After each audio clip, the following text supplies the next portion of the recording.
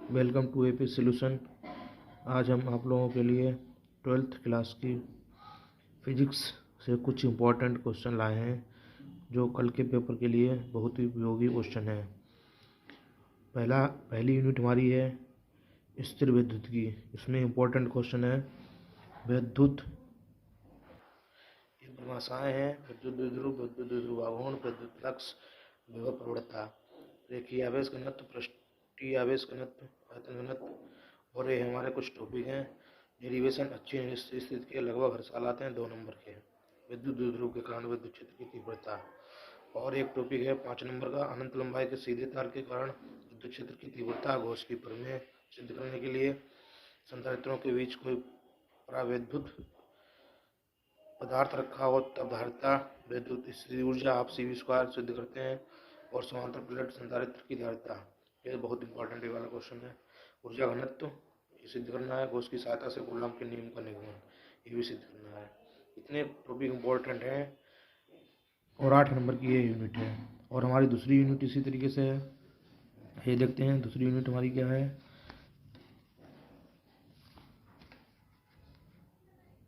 दूसरी यूनिट में हम ये याद करेंगे अनुगमन वेग की परिभाषा, इसे आप भाव वेग भी बोलते हैं, धारा घनत्व की परिभाषा और अनुगमन वेग की सहायता से ओम के नियम का निगमन है। 5 नंबर का डेरिवेशन बहुत ही इंपॉर्टेंट है।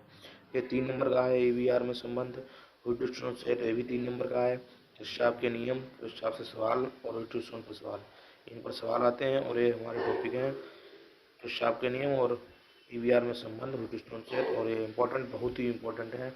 ये हमारा इस साल हटा हुआ है लेकिन ये प्रयोगात्मक में है तो ये आ भी सकता है। आंतरिक प्रतिरोध, ये बहुत ही इंपॉर्टेंट क्वेश्चन था।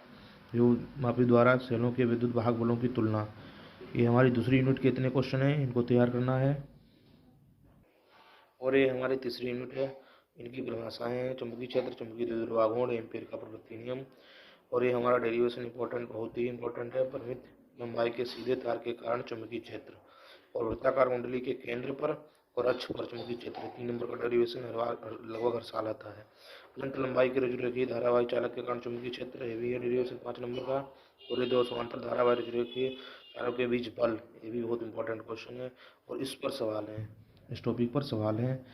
और हमारी यूनिट अब है यूनिट 4 से हमने लिए हैं प्रत्यावर्ती धारा से कुछ इंपॉर्टेंट क्वेश्चन, BRMS और IRMS। ये IRMS इंपॉर्टेंट बहुत ही है। और माध्य धारा का माध्यमान, ये वाला क्वेश्चन बहुत इंपॉर्टेंट है। LCR परिपथ के लिए प्रतिबाधा अनुनादी आवृत्त, ये क्वेश्चन बहुत इंपॉर्टेंट है। कलांतर और सवाल इसके ऊपर LCR सर्किट पर, ये इंपॉर्टेंट है। बाकी और भी LC और RC ये भी आ सकते हैं, लेकिन ये अधिक उपयोगी है। ट्रांसफार्मर की रचना और कार्यविधि सिद्धांत सहित सभी तैयार करने हैं। स्वप्रेरकत्व, अन्योन्य प्रेरकत्व और इनकी प्रेरकत्व गुणांक, स्वप्रेरकत्व गुणांक की परिभाषाएं, इन सब की परिभाषाएं हैं।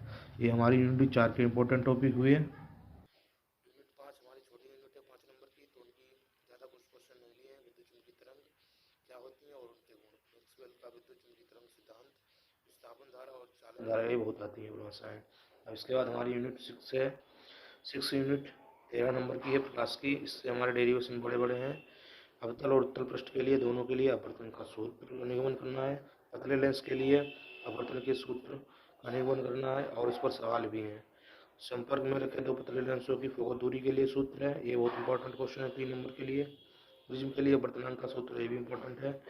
और सूक्ष्मदर्शी, दूरदर्शी, परावर्तन में से कोई एक जरूर मिलेगी आपको। हाइगेंस की द्वितीयक तरंगिकाओं का नियम, परावर्तन और अपवर्तन की व्याख्या करना है इस सिद्धांत के अनुसार। और अगला क्वेश्चन ये बहुत इंपॉर्टेंट है, पिछले साल भी आया था। फ्रिंज की चौड़ाई के लिए सूत्र का निगमन और एकल झिर्री द्वारा विवर्तन प्रतिरूप भी बताना है हमको। ये हमारी अगली यूनिट है 7 द्रव तथा विकिरणों के द्वैत प्रगत। इसमें हमारा एक इंपॉर्टेंट क्वेश्चन बहुत है, आइंस्टीन का प्रकाश विद्युत समीकरण, ये लगभग हर साल पूछा जाता है। और हमारा इलेक्ट्रॉन की देवरली तरंग रूप सिद्ध करना है, सवाल टाइप का ये है। और हमारा तीव्रवली तरंगें ये हैं कार्यफलन, तेली आवृत्ति और कला संबंध स्रोत, इनको तैयार करना है पहले। और 8वीं यूनिट मेरी है परमाणु और नाभिक।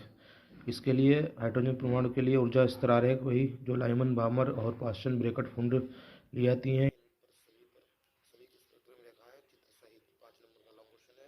और 1-2 भी पूछी जा सकती हैं। नाभिक की बंधन ऊर्जा बताना है, 1 mu से घात तत्व पर है।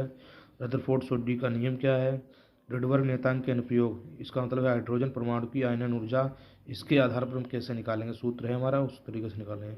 बोहर के सिद्धांत की सीमाएं, ये हमारी यूनिट 8 है और नवी यूनिट अगली देखते हैं। नवी यूनिट में कुछ इंपॉर्टेंट क्वेश्चन है। ऊर्जा बेंड के आधार पर चालक चालक अर्धचालक की परिभाषा पिछली साल भी आई थी।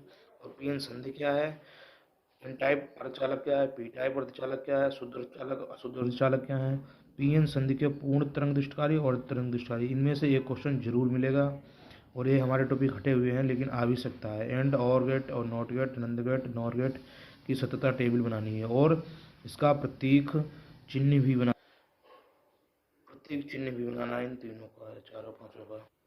जो भी छात्र छात्रा हैं इसका स्क्रीनशॉट लेना चाहते हैं वो ले सकते हैं। यूनिट फर्स्ट, यूनिट सेकेंड और यूनिट थर्ड, उसके बाद है यूनिट 4 और 5, 6 यूनिट स्क्रीनशॉट लें जल्दी से। और स्क्रीन और यूनिट 8, 7, इसके बाद है यूनिट 9, यह है यूनिट 9। इतना तैयार करने के बाद मैं आशा करता हूँ इसमें से 60 नंबर का लगभग फंस जाएगा। धन्यवाद।